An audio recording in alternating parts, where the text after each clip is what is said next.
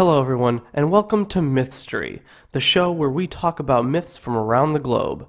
For today's show, we're going to talk about one of my favorites, the myths of the Maori.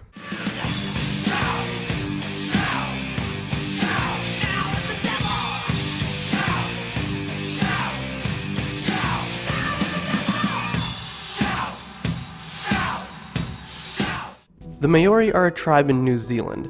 They probably arrived there around 1270 AD, but the Christian takeover in the 1600s wiped out a lot of their culture and a lot of their myths died with it, making it easy for Christianity to spread throughout the population. But a few stories survived in oral traditions as well as archaeological finds representing the gods and their stories. Let's begin from the beginning. Creation. We start with the primal couple, the ones that were there at the very beginning of time. Rangi, the Sky Father, and Papa, the Earth Mother. They had upwards of 70 kids, but the kids were crammed between their parents due to Rangi and Papa's tight embrace. Their children include, but are not limited to, Tu, the god of war; Tain, the god of forests and birds; Rongo, the god of cultivated foods; Haumea, the god of wild foods; Tangaroa, the god of the sea, and Tawiri, the god of weather. They didn't want to be locked in these tight quarters, so they had to develop a plan to escape. Tu, being the god of war, suggested they kill their parents, but Tain suggested to separate them. Rongo, Haumea, and Tangaroa all pushed up in an attempt to separate them, but to no avail. Their grip on each other was just too strong. So Tain tried something else. He laid on his back and pushed up with his incredibly strong legs and forced his parents apart. Light finally showed, but this upset Rangi a great deal. Rangi cried, and his tears formed the oceans. This separation upset Tawiri, the god of weather, so he joined his father in the sky, and thus the war of heaven and earth began. War of heaven and earth. He promises his brothers that they would have to deal with his anger. Tawiri fathers clouds, hurricanes, tornadoes, mist, fog, and thunderstorms. This destroys food, forests, and the seas. All the while, Tangaroa, the god of the sea, has a child of his own, Punga, the ancestor of all ugly things. This includes sharks, lizards, rays, and more. There's even a phrase in Maori culture, offspring of Punga, to describe an ugly person. Punga even had two of his own children, Ikatir, the father of fish, and Tute Wanawana, the father of reptiles. While Tawiri was destroying the seas, Ikatir's children fled to the sea, and Tute Wanawana's children fled to the forest. But Tangaroa was furious with Tain for sheltering his offspring. They ran off with their great-uncle rather than seek shelter with Tangaroa. In the dispute, Tain provides canoes, nets, and fish hooks to the descendants of Tu, the god of war, so that they catch Tangaroa's grandchildren. But of course, Tangaroa gets even angrier and begins tipping over canoes and flooding homes. Tawiri's rampage continues as he goes to attack his brothers Rongo and Haumea, the gods of cultivated and uncultivated foods. But Papa, the Earth Mother, protects them by hiding them beneath her. Tawiri, upset that he cannot find his brothers Rongo and Haumea, turns on his brother Tu.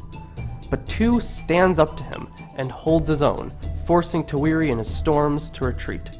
Tu thought about his brother Tain's decision to separate his parents.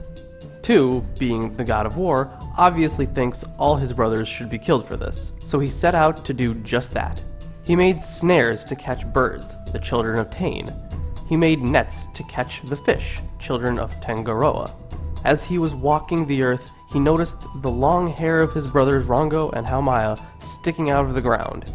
He proceeded to drag them out and throw all of his brothers in a basket, and finally eats them. All but one, Tawiri, god of weather, the very same god that ruthlessly tried to kill his brothers for his parents' separation, was not able to be subdued. But none of this happened before Tain has a chance to have a family of his own. Tain was desperately looking for a wife, but everyone on Earth was male, so his mother, Papa, taught him how to create a woman from the soil. He creates the first woman and his first daughter, Hein. He then proceeds to marry her, which of course was the style at the time. In time, she eventually finds out that Tain, her husband, is also her father. Disgusted by this, she does the smart thing, runs away, and becomes the goddess of death. Tain eventually makes more daughters before Tu finally devours him. Tu, the god of war, the god that ate his own brothers and wished to kill his parents, actually fathered humanity. It is because of Tu's conquest that humans can conquer both land and sea, but it is because Tu could not defeat Tawiri that the battle between humans and the weather goes on to this day. But the final story we must discuss is the story of the most important human in Maori mythology, Maui. Maui myths. Maui wasn't exactly a human, more of a demigod, like the Titans in Greek mythology, but that's what all the humans were like then. They were direct descendants of Tu. Maui in particular, though, was known for his trickery. On one occasion, he takes the jaw of his grandmother and uses it to snare the sun and pulls at it to make the days longer. He uses the blood from his nose to bait the great fish and catches it with the same jaw. He even tricks Mahuika, the goddess of fire and the second daughter of Tain, and steals the sacred fire from under her fingernails. His final trick was the most important one, though. Maui, completely overtaken by confidence, decides he is worthy to win immortality for humanity. He comes up with a plan. He searches for Hein, the goddess of death and Tain's daughter, and plans to turn himself into a worm, crawl into her vagina, and out her mouth as to reverse the process of birth.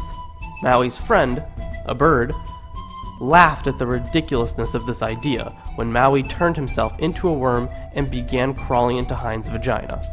This laughter awoke her, and she crushed Maui with the obsidian teeth in her vagina. It is because of this feat that there is now death in the world. Maui was the first human to know death, and now all of his descendants suffer the consequences. This is where Maori mythology ends. There's a lot that we didn't go into, such as the other husband of Hein and the husband of Mahuika, and their respective genealogies. But this was the main story. Different regions also have very different variations of these stories, but I picked the more widely known myths. Thanks for joining us today while we discussed Maori mythology. If you have any ideas on what mythologies you want to see covered next, be sure to tell us in the comment section below. We'll see you next time. Yeah, it's just as you assuming it's nothing but these humans who like to blame mythology for everything they're doing. They pray for non-existent gods to clean up the mess, but never take responsibility, just claim it's a test. See, that religion you've been given is shit and it's all poison. And it's partially the reason we bleed and it's all poison. Your worldview is poison, your outlook is poison. You can deny it all you want, but the truth is it's all poison.